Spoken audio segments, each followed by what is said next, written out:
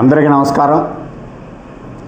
ఈ నెల 14, 15 తేదీల్లో ఆంధ్రప్రదేశ్ రాష్ట్ర ప్రభుత్వము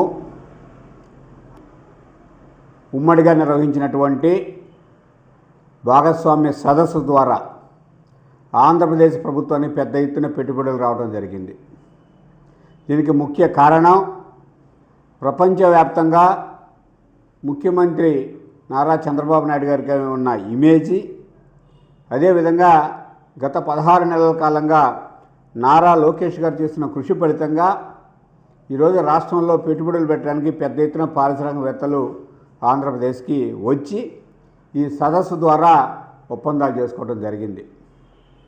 గతంలో ఒక తడ మనం చూస్తే వైసీపీ అధికారంలో ఉన్నటువంటి 2019-24 మధ్య ఆంధ్రప్రదేశ్ పేరు చెబితేనే వణికిపోయినటువంటి పారిశ్రామికవేత్తలు ఈరోజు మళ్ళా చంద్రబాబు నాయుడు గారు కల్పించిన భరోసా వలన ఆంధ్రప్రదేశ్లో పెట్టుబడులు పెట్టడానికి బారులు తీరారు.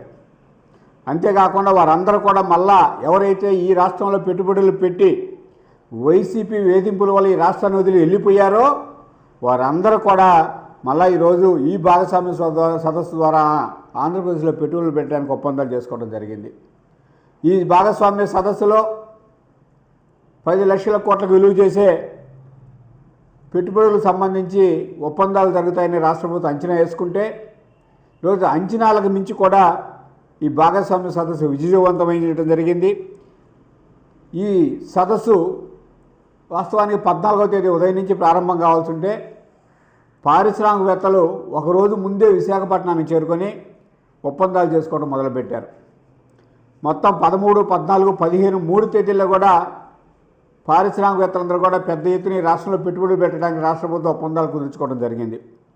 ఈ 3 రోజుల్లో 12 రంగాల్లో 613 ఒప్పందాలు చేసుకోవడం జరిగింది. వాటి ద్వారా 13.26 లక్షల కోట్ల పెట్టుబడులు ఆంధ్రప్రదేశ్కి రానున్నాయి. 16.31 లక్షల మందికి ఉపాధి కల్పించే అవకాశం కలుగుతుంది.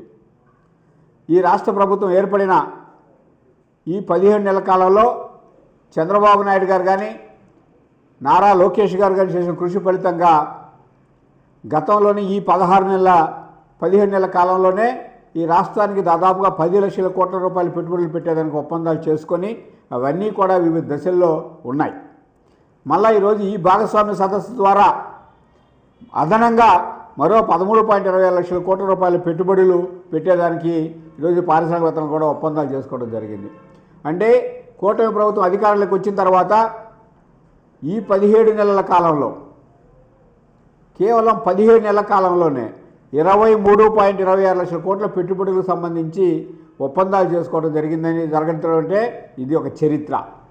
భారతదేశ చరిత్రలో ఇప్పటివరకు ఏ రాష్ట్ర ప్రభుత్వంలో కూడా ఇంత తక్కువ సమయంలో కేవలం 17 నెలల కాలంలో 23.26 లక్షల కోట్ల రూపాయల పెట్టుబడులకి పెట్టడానికి పారిశ్రామికవేత్తలు ముందుకు రావడం అనేది ఇప్పటివరకు జరగలేదు. అది మొట్టమొదటిసారిగా చంద్రబాబు నాయుడు గారి నాయకత్వంలో ఈ రాష్ట్రంలో మాత్రమే జరిగింది. నారా లోకేష్ గారి కృషి ఫలితంగా మాత్రమే ఈరోజు ఈ పారిశ్రామికవేత్తలందరూ కూడా ఆంధ్రప్రదేశ్లో పెట్టుబడులు పెట్టడానికి ముందుకు వస్తున్నారు.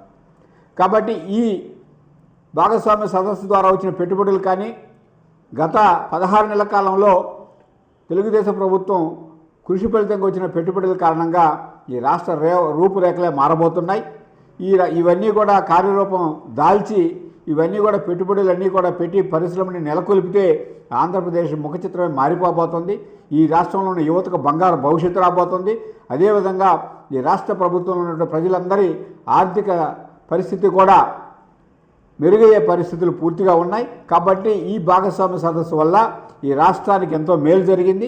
ఈ భాగస్వామ్య సదస్సును విజయవంతం చేసి ఈ భాగస్వామ్య సదస్సులో పెట్టుబడులను ఆకర్షించి వారందరితో ఒప్పందాలు చేసుకుందుకు కృషి చేసినటువంటి ముఖ్యమంత్రి నారా చంద్రబాబు నాయుడు గారికి, నారా లోకేష్ గారికి ప్రత్యేకంగా ధన్యవాదాలు తెలియజేస్తున్నాం.